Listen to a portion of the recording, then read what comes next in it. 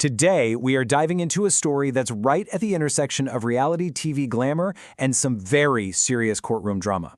We're talking about Wendy and Eddie Osefo. You know them, stars of The Real Housewives of Potomac, famous for their picture-perfect life. But well, behind the scenes, a legal battle is brewing that could unravel everything. And what's being said in court, it is a world away from what we see on our screens. Wow. Just take that in for a second. That is an absolute bombshell. And here's the kicker. That wasn't said by some rival housewife at a reunion show. Nope. That was delivered by a Maryland prosecutor in a courtroom right to a judge. This one quote just sets up the whole conflict, right? It's this wild contrast between the Osefos' public image of wealth and the prosecution's claim that it's all just a house of cards. So how in the world did we get here? Well, this whole thing kicked off in April of 2024. The Osefos came back from a vacation and walked into what they described as a complete crime scene. They filed a police report claiming their home was robbed of a staggering amount of luxury goods. That's right, almost $500,000. The couple reported that thieves had totally ransacked their bedroom and closet, making off with designer handbags, crazy expensive jewelry, you name it. This report obviously launched a major police investigation, but it wasn't long before investigators started wondering if a heist had happened at all. You know, as detectives really started digging into the details, they began to find what they believed were huge inconsistencies in the Osefo story. The whole narrative of a simple burglary just started to fall apart, and prosecutors began building a very, very different case. And this was the first major crack in the Osefos' story. Prosecutors alleged that the couple couldn't have had these things stolen because they didn't even own them anymore. The state claims that some of the exact bags and jewelry listed in that police report had actually been returned to stores for refunds before the alleged burglary even happened. So, here's the prosecution's theory in a nutshell. The Osefos weren't victims, they were the perpetrators. They argue the couple was buried in what they call substantial debt and basically cooked up this whole burglary as an elaborate insurance fraud scheme to get a massive payout. Oh, and to top it all off, they claim a Chanel wallet Wendy Osefo reported stolen was later found right there in their possession. To back up their theory of financial trouble, the prosecution presented this number to the judge: 67. Investigators found a total of 67 credit and debit cards belonging to the couple. The state is arguing this points to a really complex and maybe troubled financial situation, which gives them a motive for the alleged fraud. And then there's this layer of the prosecution's case. They found out the couple was using aliases, Pam Oliver and Eddie Hennessy, when they got packages delivered.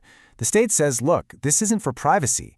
They allege it was a deliberate attempt to mask their identity as part of this bigger scheme.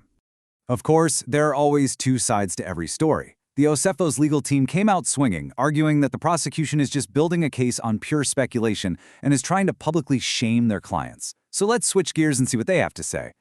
The defense's main argument? They called the prosecution's demand for nearly a decade of financial records a desperate fishing expedition. They basically said the state has zero concrete proof of any financial trouble and is just hoping to dig through their lives to find something, anything at all, to support their theory. And the defense had an explanation for everything. The aliases? They claimed it was an innocent and innocuous way to protect their privacy with packages, something public figures do all the time. That number, 67 cards, they said that's totally misleading because it includes old, expired cards and joint accounts. Their core argument is simple. The state has no real evidence of financial distress and is just trying to embarrass the couple. Okay, so after all these fiery arguments from both sides, the judge had to make a really pivotal decision. Was the state going to get its hands on those 8 years of financial records or not? And the ruling came down firmly in the state's favor. The judge granted the subpoenas, giving prosecutors the green light to dig deep, really deep, into the Osefos' entire financial history. This was a massive victory for the prosecution, giving them the exact tools they believe they need to prove motive and build their insurance fraud case. So, with that ruling, the path is now set for a full-blown trial, and the charges the Osefos are looking at are incredibly serious. After a grand jury indictment, the couple is now officially facing a multi-count felony case. Yeah, this is no minor dispute. We're talking about a total of 16 counts. 7 for insurance fraud, 8 for conspiracy, and 1 for making a false statement to a police officer. Each one of these carries the potential for some pretty significant penalties. And if you think this is going to be resolved anytime soon, think again. The alleged burglary happened back in April 2024. The indictment came down that October. but the trial itself isn't even scheduled to start until April of 2026. That means the Osefos are going to be living with these serious allegations hanging over their heads for years. So really, the ultimate question is this.